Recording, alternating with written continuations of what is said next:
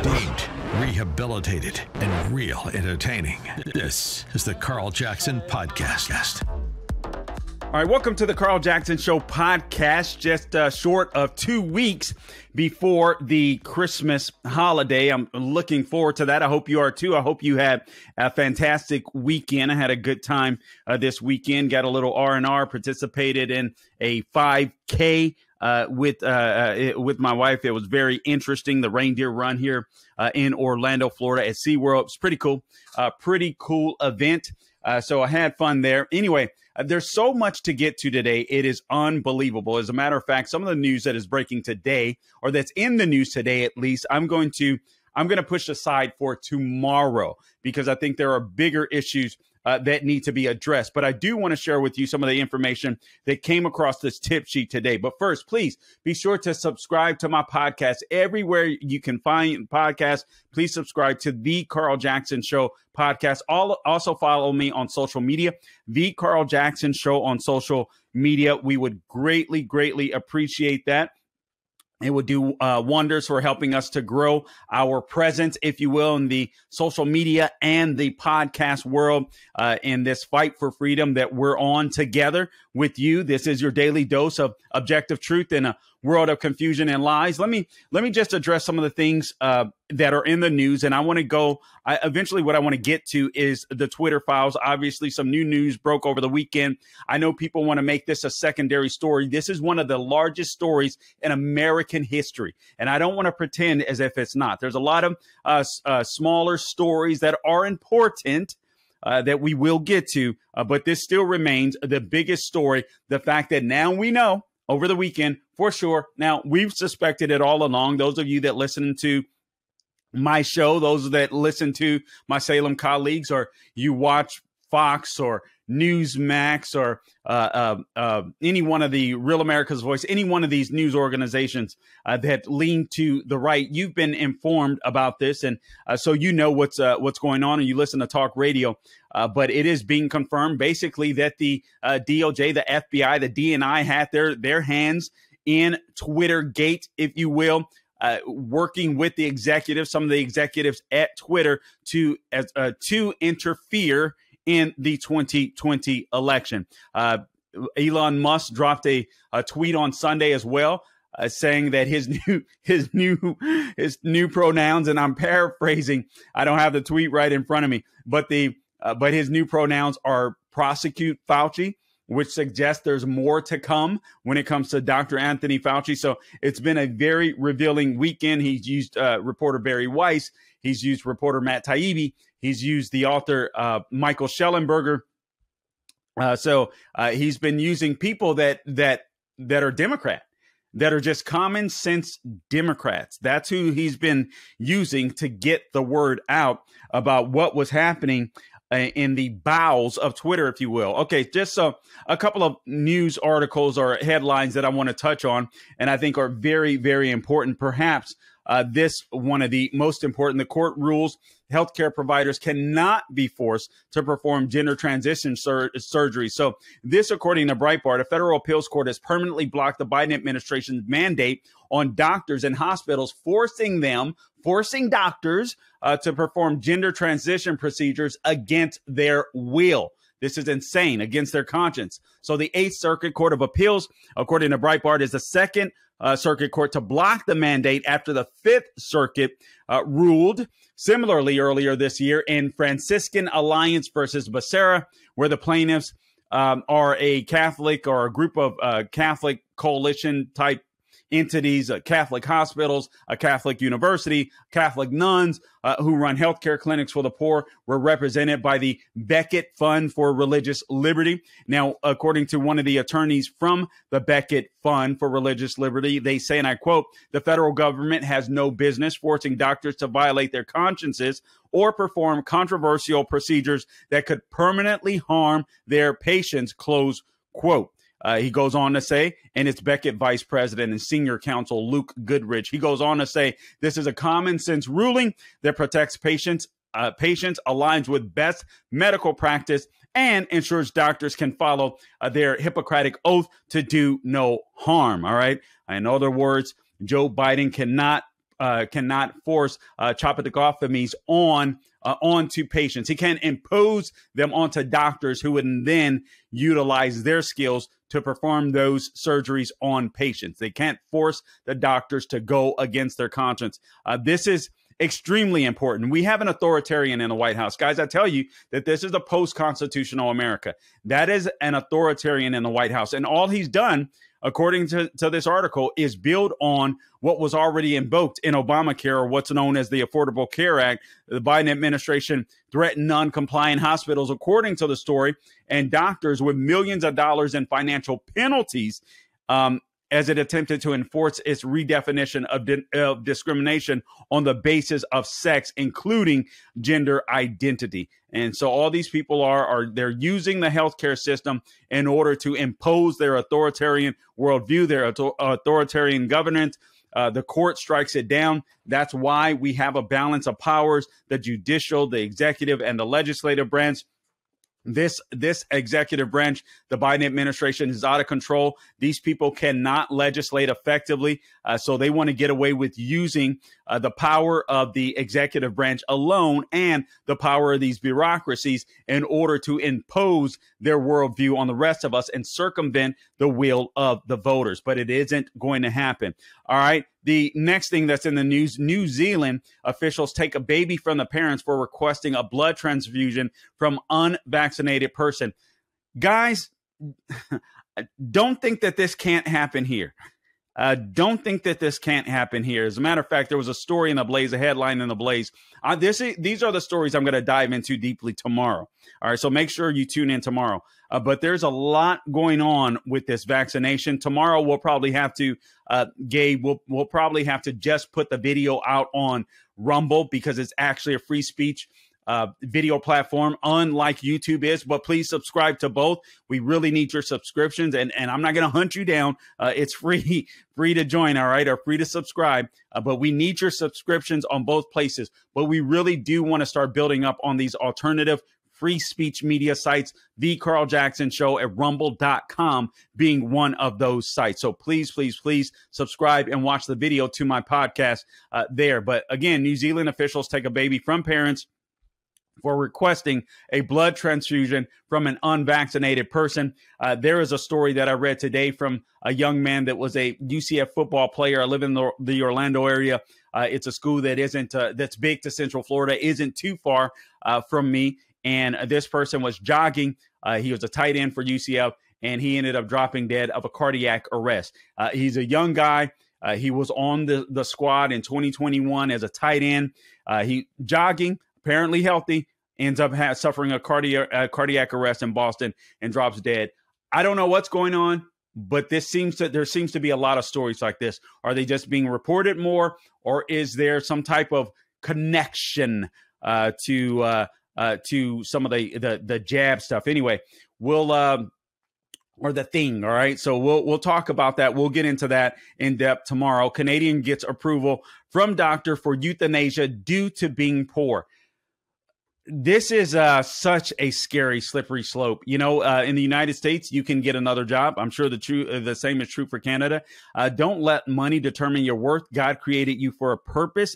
This is insane to me. And if you buy into this nonsense that your life isn't worth living because you don't have money, God help you. God help you. That is insane. That is exactly what these leftists and these globalists want. They want to depopulate the earth. They'll use any means to do so. I sound like a conspiracy nut saying this, and I don't want to, but it's the truth. All you have to do is look at the World Economic Forum, look at their website. They'll tell you exactly what they want to do. They want to depopulate the earth. They'll use COVID like they've done. They'll use the argument of man-made climate change or global warming. They'll use by any means necessary. They'll try to convince people to kill themselves off, and that's exactly what's happening. So those are some of the things in the news that I think are just terrifying. U.S. written warn against Iran. Russia deepening military alliance. Meanwhile, we got a moron in the White House that is attempting to, he wants this Iran nuclear deal. It does not make sense. It does not make sense. But that's some of the stuff that's in the news today. I'm going to get to Senator Kyrsten Sinema. That's another part. She's left the Democrat Party. So we'll make that part of the podcast today. But I want to talk about some of the secular and moral issues that are making this country that we need to be aware of that's coming down the pike, because we could be the victims of this at the hands of these totalitarians that exist within the federal government. So we'll talk about that tomorrow. Hey, by the way, guys, I want to encourage you. Christmas is coming near. Please, please, please don't forget my friends at MyPillow. Don't forget Mike Lindell, the founder and CEO of MyPillow, a juggernaut in the sleeping business, if you will. And that is, he's built some of the best products to help Americans get a good night's rest. Not only that, but he's providing American jobs, American manufacturing. Right now, MyPillow is excited to announce the original My Slippers. They're back in stock just in time for Christmas. Last Christmas, you made our slippers, or their slippers, the number one selling MyPillow product. And now they have added smaller sizes, larger sizes, wide sizes, all new colors. What makes My Slippers different is the exclusive 4-layer design that you're not going to find in any other slippers. My Slippers patented layers make them ultra comfortable, extremely durable, and they help relieve the stress on your feet from all the running around this holiday. Wear them anytime, anywhere, and right now you can save $90. All you have to do is use the promo code Carl. That's only $49.98 per pair. You'll absolutely love My Slippers, and now they are also extending their 60-day money-back guarantee until March 1st of 2023, making them the best Christmas gifts ever. So go to MyPillow.com, use the promo code Carl. You just go to MyPillow.com, click on the radio listener square, use the promo code Carl, or give them a call at 1-800-858-0263. Again, use the promo code Carl to save $90 on the original My Slippers. That's only $49.98 per pair. Make sure you get them while supplies last. So appreciate you guys doing that. Again, right in time for Christmas. And please don't forget to support my new sponsors, and that is Patriot Gold Group. I'm so honored to have them on board. We have Epic TV, we have MyPillow, we have Patriot Gold. Guys, if you want to back up your cheddar or your money with some gold, you know, a small portion of your portfolio that you can make sure is secure, please contact my friends at Patriot Gold Group. Major banks are forecasting a 25% stock market plunge. The only break in inflation is through a recession. Rich Dad, Poor Dad author Robert Kiyosaki said, and I quote, "The economy is the biggest bubble in history," close quote. Kiyosaki bought more gold, predicting $3,000 an ounce in a year. And billionaire economists agree that we're heading towards a recession. Investors need to buy gold. Call the Patriot Gold Group today. Mention the Carl Jackson Show and get best-in-class service from Patriots Protecting Patriots. You can call 888-534-3665. That's 888-534-3665 for a free investor guide today. Okay, let's get down to the nitty-gritty. Some of the things that happened along the news today or over the weekend that I think is so important. Let me try to get to this Twitter thread of, I want to find Matt Taibbi, because he broke out some really important news over the weekend. And what I did essentially was just follow him, and I was able to read him. Oh man, now here we go. Going live here. Now I'm having problems finding the thread. Okay, here we go. I want to read some of this thread to you, and I'm going to get to some more of the news that broke. I definitely want to talk about Kyrsten Sinema, but we're in this 3-part series of the Twitter files. I also want to talk to you about something that's very important that's happening with the U.S. spy agency. Our U.S. spy agency is becoming largely irrelevant. I want to talk about that, and we're going to try to get a guest on that wrote a fabulous column. And I think it's something that we need to be concerned about in 2 different fronts. U.S. spies are becoming largely irrelevant, and the ones that are relevant, or the way that they're using their powers today, are against people like us. That is patriots, that is conservatives, that are those are libertarians, people that love America, that love the Constitution. That's who they're using their power against today. But I want to talk to you about how they could be coming obsolete. And I don't think that's necessarily good for anyone.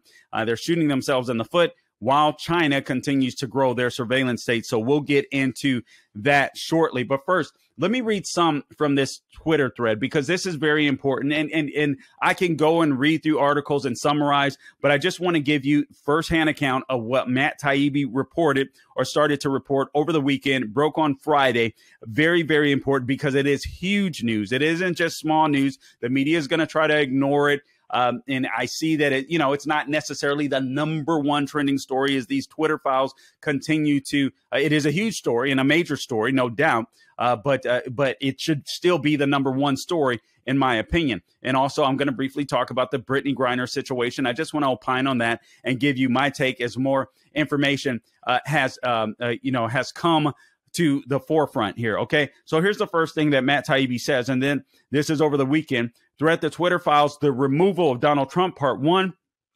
October 2020 through January 6th is what Matt Taibbi talks about. So the Twitter files have revealed that this ongoing this censorship against conservatives on Twitter was real. It was not, it wasn't some made up story, wasn't hyperbole from conservatives.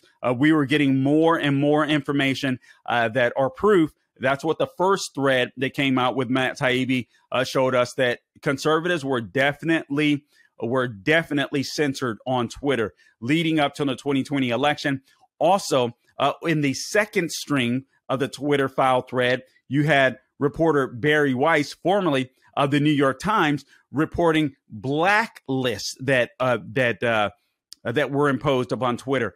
Including Dan Bongino, nationally syndicated host and very popular podcast host Dan Bongino, our own Charlie Kirk, that was censored. So that's what the second thread revealed. Really trying to shut down their speech. Excuse me. So this is what's been revealed. In the third string, or the third thread that was revealed over the weekend, there's now evidence that there was intentionality when it comes to removing Donald Trump from Twitter. And it didn't start on January 6th. It started months ahead of time, as early as October 2020, from what Matt Taibbi was able to garner. So let me just read some of these to you. This is number 2 in the thread that broke over the weekend. The world knows much of the story of what happened between riots at the Capitol on January 6th and the removal of President Donald Trump from Twitter on January 8th. We'll show you what hasn't been revealed: the erosion of standards within the company in months before J6, decisions by high-ranking executives to violate their own policies, and more against the backdrop of ongoing documented interaction with federal agencies. So federal agencies did get involved in order to interfere in the 2020 presidential campaign. They were there. And what's even or just as scary, Twitter, the executives, they eroded all of their standards. So all of these standards that people agree to abide by, even though, let's be honest, we don't read all that crap. But all the standards that we agreed to abide by when we sign on to these platforms, they decided, without notifying anyone, to change their standards on the fly. Can you say that these people should be sued out of freaking existence? Number 4 in the thread, the first installment covers the period before the election through January 6th. Tomorrow at Schellenberger, that was yesterday, we'll detail chaos inside Twitter. On January 7th, on Sunday at Barry Weiss, we'll reveal the secret internal communications from the key date on January 8th. Number 5, whatever your opinion on the decision to remove Trump that day, the internal communications at Twitter between January 6th through 8th have clear historical import. Even Twitter's employees understood in the moment it was a landmark moment in the annals of speech. Or annals of speech, I should say. And I'm not going to read through all of this, but I do want to read you some very important ones that happened relatively early on. Number 6, as soon as they finished banning Trump, Twitter executives started processing new power. They prepared to ban future presidents and White Houses, perhaps even Joe Biden. The new administration says one exec, and I'm quoting, will not be suspended by Twitter unless absolutely necessary. And the seventh Number 7 on the thread, Twitter executives removed Trump in part over what one executive called the context surrounding actions by Trump and supporters. Listen to this. Over the course of the election and, frankly, the last 4 years, close quote. In the end, they looked at a broad picture, but that approach can cut both ways. So here was a screenshot. It was Vahaya Gade, and she said, "I'm working with, and it's blanked out, on my team to put together a doc to share with you with a point of view, POV, from research, ours academics with whom we have been working, et cetera, on DJT's language as coded incitement to further violence. In the meantime, here's our quick take. The decision on whether to pull that particular tweet or use that as a last straw for Trump depends on many factors, including 1, the overall context and narrative in which that tweet lives. We currently analyze tweets and consider them at a tweet-by-tweet basis, which does not appropriately take into account the context surrounding. You can use the yelling fire into a crowded theater example, which doesn't exist. Context, a lot of people play that up, but, whatever. There's no law for that. Context matters, and the narrative that Trump and his friends have purchased over the course of this election and, frankly, last 4 years must be taken into account when interpreting and analyzing that tweet. So you analyze one tweet by what Trump and his supporters have said over 4 years. This was Vahaya Gade. Number 8, the bulk of the internal debate leading to Trump's ban took place in those 3 January days. However, the intellectual framework, Matt Taibbi reports, was laid out in the months preceding the Capitol riots. Number 9, before J6, Twitter was a unique mix of automated rules-based enforcement and more subjective moderation by senior executives. As Barry Weiss reported, the firm had vast array of tools for manipulating visibility, most of all which were thrown at Donald Trump. All right. And the visibility filters basically shadow banning, which was revealed in the second string, which Twitter and Twitter executives like Vahaya Gade who Jack Dorsey himself went before Congress and said didn't exist. In fact, did exist, and they're now internals. This is what Elon Musk revealed, or Barry Weiss revealed, that actually existed. So all of these people that were claiming, the right is going crazy, they're lying about shadow banning and censoring, they're delusional. No. We were all right, and they were all lying. They were all lying. They were covering up the Twitter executives and the FBI working in cahoots to censor conservatives, is what we now know, and ultimately kick the president of the United States off of a free speech, or supposedly free speech and neutral platform. Number 10, as the election approached, senior executives, perhaps under pressure from federal agencies with whom they met more as time progressed, increasingly struggled with rules and began to speak of bios as pretext to do what they'd likely have done anyway. Number 11, after J6, internal slacks show Twitter executives getting a kick out of intensified relationships with federal agencies. Here's trust and safety head Yoel Roth lamenting a lack of, quote, generic enough, close quote, calendar descriptions to concealing his, quote, very interesting meeting partners. All right. Number 12, these initial reports are based on searches for docs linked to prominent executives whose names are already public. They include Roth, former Trust and Policy Chief Vahaya Gade, and recently Plankwalk Deputy General Counsel and former top FBI lawyer Jim Baker. Number 13, one particular Slack channel offers a unique window into the evolving thinking of top officials in late 2020 and early 21. Number 14, on October 18, 2020, executives open a channel. This is really damning. All right.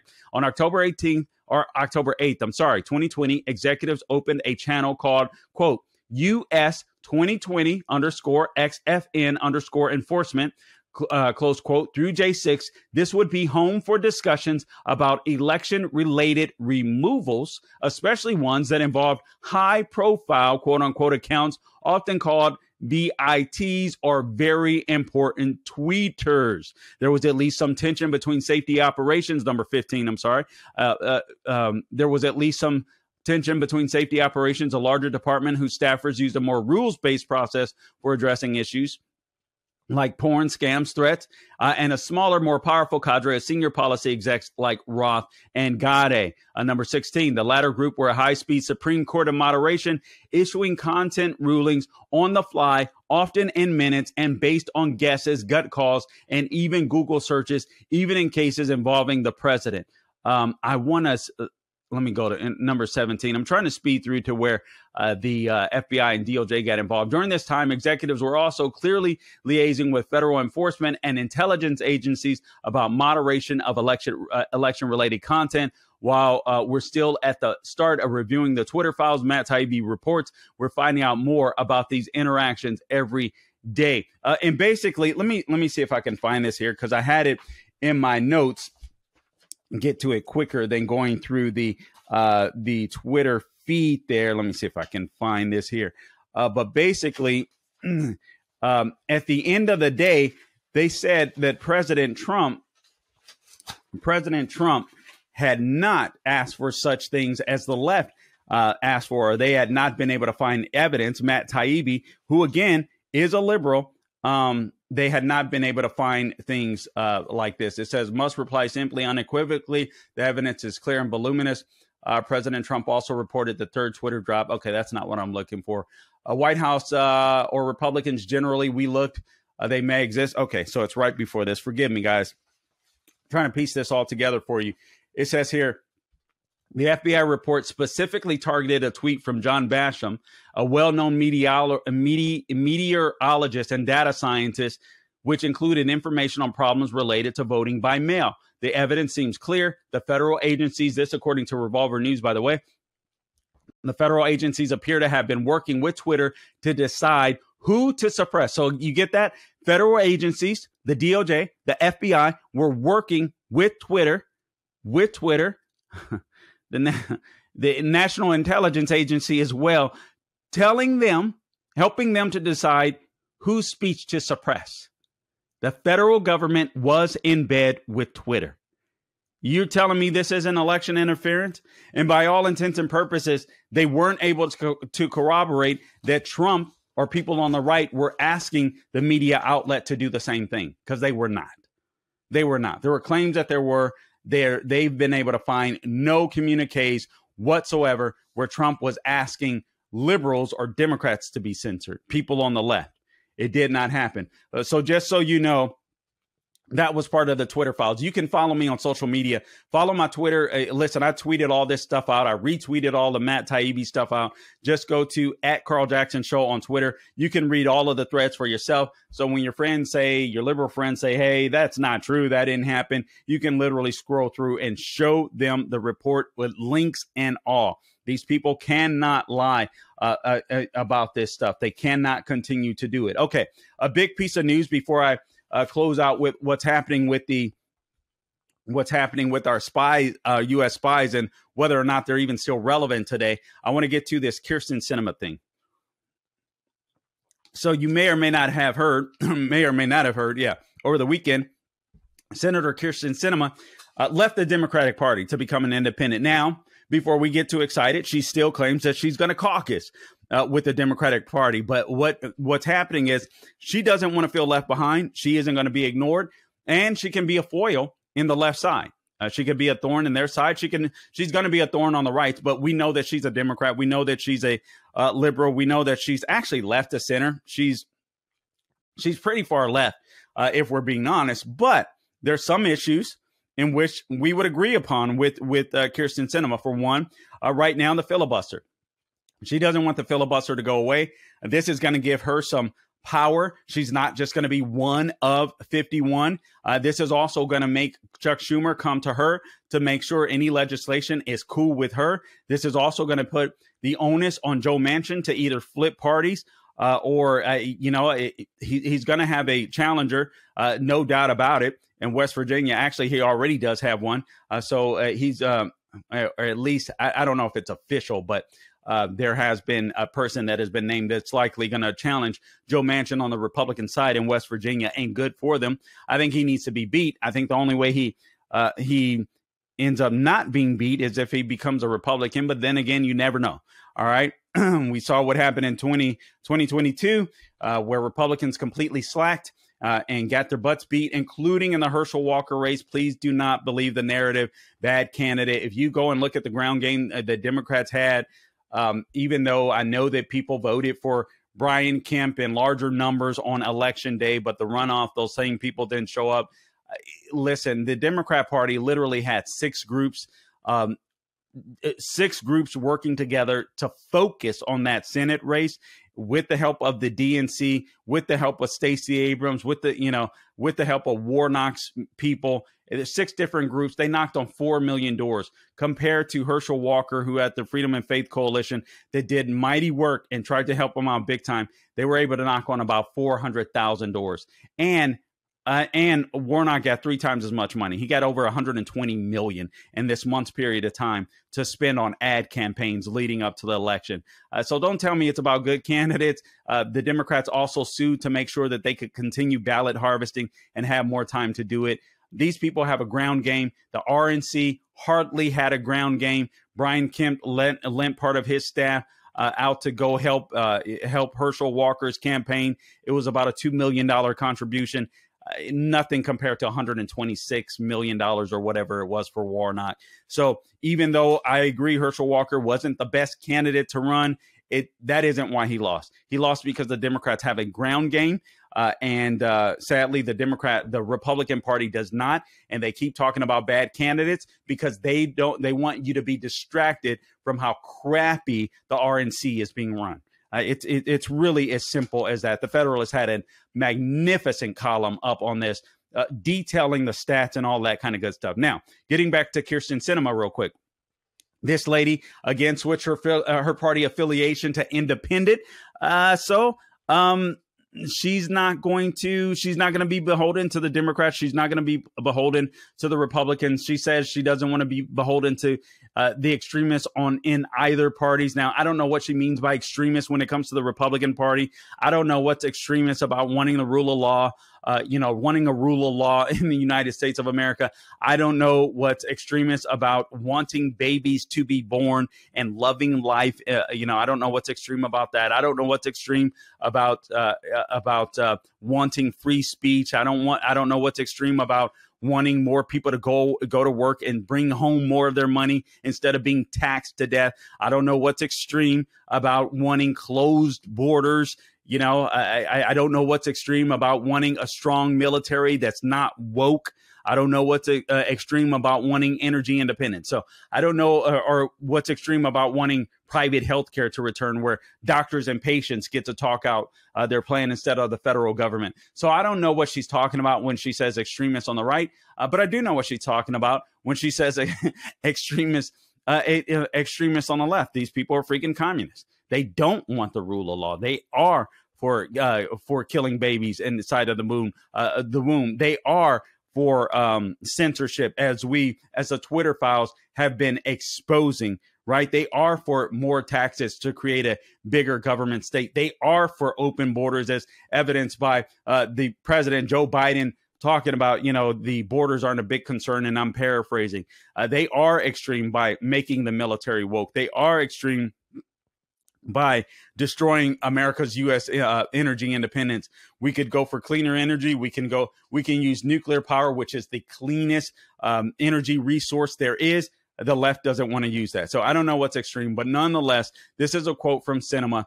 She said, everyday Americans are increasingly left behind by national parties rigid to partisanship, which has hardened in recent years. She goes on to say pressures in both parties pull leaders to the edges, allowing the loudest, most extreme voices to determine their respective parties' priorities and expecting the rest of us to fall in line. She goes on to say, in catering to the fringes, neither party has demonstrated much tolerance for diversity of thought. Bipartisan compromise is seen as a rarely acceptable last resort rather than the best way to achieve lasting progress. Payback against an opposition party has replaced thoughtful legislating. Now, to some degree, I agree with her. The problem is we have a bunch of Republicans that are not principled, and we have a bunch of leftists that aren't principled. I actually believe that Kyrsten Sinema, and I could be wrong, she's a leftist, but I think she's at least principled. All right. Now, maybe it's just, listen, she's up for re-election in 2024. This is undoubtedly going to help her name recognition. I think this bolsters her in the state of Arizona. I think she's becoming increasingly difficult to defeat because that's John McCain. Apparently, that's still John McCain territory. All right. So she may be hard to beat, but I do appreciate her in this sense. Again, I believe that she'll make sure the filibuster stays intact. All right. And I think she'll slow down the communist train. You know, I don't think that Democrats will be able to do things with an easy vote, with a simple majority, 51-49. I think she slows a lot of that down. I think we're still going to be screwed on judges. We're going to be screwed on subpoenas, but some with other legislation and even spending. I think she slows some of that stuff down. So good for her. I give her credit. She's on the left, but she appears to be a principled leftist. Now, let me get to this real quick. Let me close out with this. And again, before I go, please subscribe to the podcast, wherever podcasts are found. That is thecarljacksonshow.com, salempodcastnetwork.com. Follow me on social media, The Carl Jackson Show. And again, please, my new sponsors, guys, things are going to get tough. Things are going to get tough in this upcoming year. There's no doubt about it. We already experienced some financial pains in 2022. The left tried to lie and say that we weren't in a recession when, in fact, we did experience recession this year, 2 consecutive quarters of economic decline. So talk to my friends at the Patriot Gold Group. Major banks are forecasting a 25% stock market plunge. The only break in inflation is through a recession. Rich Dad, Poor Dad author Robert Kiyosaki said the economy is the biggest bubble in history, quote unquote. Kiyosaki bought more gold, predicting $3,000 an ounce in a year, and billionaire economists agree that we're heading toward a recession and investors need to buy gold. Call the Patriot Gold Group today. Mention the Carl Jackson Show and get best-in-class service from Patriots Protecting Patriots. You can call 888-534-3665 for a free investor guide today. All right. So that's Patriot Gold Group. And then also just real quick, mypillow.com, they've got their special. Their latest special is on the original My Slippers. So you can give them a call at 1-800-858-0263. Use the promo code Carl. All right. Just go to the Radio Listener Square, use the promo code Carl, or give them a call again. 1-800-858-0263, mypillow.com. Those original slippers, My Slippers, are $90 off right now. So right now they're selling for only $49.98 a pair.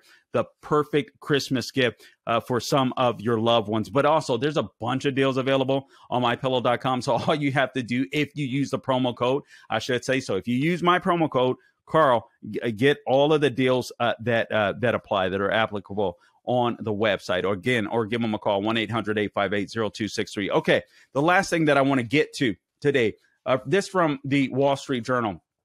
Excellent piece by this guy, Warren Strobel. I'm not sure where he falls, whether on the left or the right, but nonetheless, it's an interesting piece. I'm not going to go through it all. I want to try to get him on the podcast this week because the title of it, Rise of Open Source Intelligence Test U.S. Spies. The summary goes like this. Washington, as Russian troops surge, he reported from Washington, as Russian troops surged toward Ukraine's border last fall, small Western intelligence unit swung into action. Tracking signs Moscow was preparing to invade. It drew up escape routes for its people and wrote twice daily intelligence reports. The unit drafted and sent to its leaders an assessment of on February 16, 2022, that would be eerily prescient. Russia, it said, would likely invade Ukraine on February 23rd, U.S. East Coast time. The intelligence shop had just 8 analysts, and they only used publicly available information. They didn't use spy satellites. They didn't use secret agents. You know who this agency was, or this company was? This is the news. It was Dow Inc. It wasn't any government entity. So this is John Roberts from Dow's director of global intelligence. It's called Global Intelligence and Protection. And he says, and I quote, "I'm leading an intelligence center that accurately predicted the invasion of Ukraine without any access to sensitive sources." Now, I would say any one of us that were paying attention, I wasn't 100% sure, okay, that Putin would invade Ukraine. But it never made sense to me, and I said as much on radio, that he wouldn't. I was like, why would he be going to the border of Ukraine if he didn't want to invade it? Why would he have his troops sitting there for months? It made no sense to me unless he was looking for the opportune time. Turns out the opportune time was right after Biden's inauguration. So what these people are talking about is open source intelligence has been supercharged since the war, since the Russia-Ukraine war started. And open source intelligence consists of commercial satellite imagery, social media posts, purchasable databases, all of this stuff that they can do, all of this spying that you can do just based on what already exists out there. You don't need to. Companies are doing it all the time. In essence, they're helping to build their own surveillance state, but they're doing it for profit, essentially, and strategy, marketing strategy. But it was Dow Inc. that was able to get the satellite imaging and all that kind of stuff to check out and see what was happening as far as Russia invading Ukraine. Also, they were able to find some.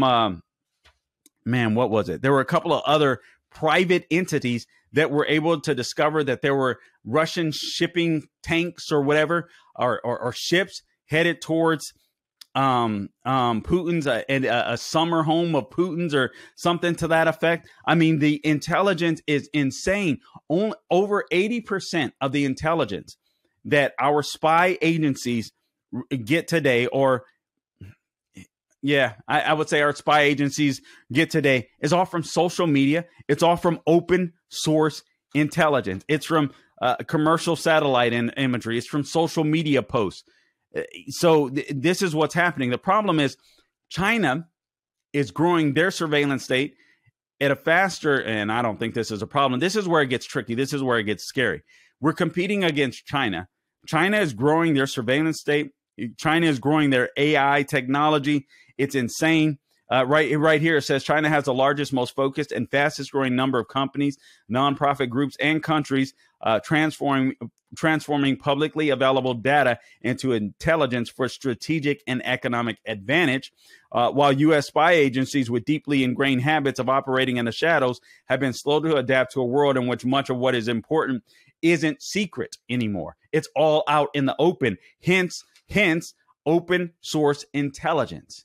It's essentially making some of our spy agencies obsolete. Now, there are still some tasks that require our spy agencies. Here's a couple of examples. The CIA obtained elements of Russian President Vladimir Putin's war plan for invading Ukraine and warned U.S. allies in Kiev. Number 2, at the end of July, attracted and killed al-Qaeda leader Ayman al-Zawahiri, ending a 21-year hunt. So there are times where this stuff is needed. But again, by some estimates, more than 80% of what a U.S. president or military commander needs to know comes from open source intelligence now. Now, China, this is where it gets scary. All right, so this is where we suck, but I don't quite know how I want to make sure that I word this where it doesn't get confusing. And again, I'm going to try to bring on this guest later. Here's my fear. We don't have enough moral men that exist in our spy agency. That's my fear, that the people that do exist in our spy agencies, whether they're in the FBI or the CIA, the FBI used to be a law enforcement agency, and then they doubled down on duty, becoming essentially a spy agency as well, just like the CIA. So my fear is that with this growing surveillance state that already exists, it's out there with open source intelligence from social media and commercial satellite imagery and purchasable databases, that unfortunately our FBI will use it against us, just like China uses it against their people, instead of our CIA and our FBI using it against China. That is my fear. That is my fear. But these guys just make this columnist makes a great argument, and he gives example of different companies, private companies, that used open source intelligence to be able to do stuff where the U.S. government was late to the party, just by using, again, social media, satellite imagery, purchasable databases. It's pretty astonishing where we are in America today. And honestly, part of our lag, the reason why we lag behind China and getting to know how corrupt our DOJ and our FBI is, that may be a godsend for right now. But we are lagging behind in China. They have capability to outspy us, it seems. They're far advanced when it comes to AI technology. This is creepy stuff. But morally, this scares me. And not to mention, we've been so focused 20 years. We've been focused on terrorism, and apparently we've switched to our spy agencies. Excuse me, have switched to China as their primary target.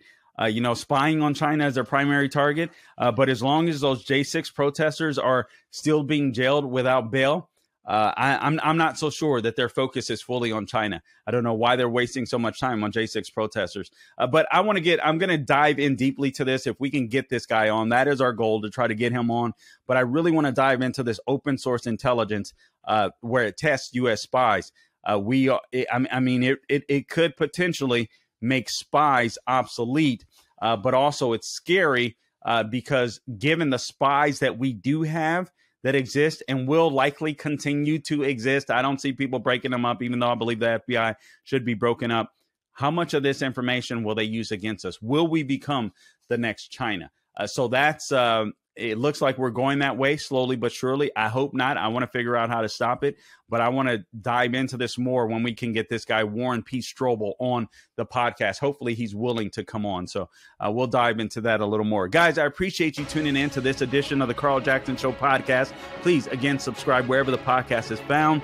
Also follow me on social media, The Carl Jackson Show. I really do appreciate you guys. And until next time, do not grow weary doing good. God bless you.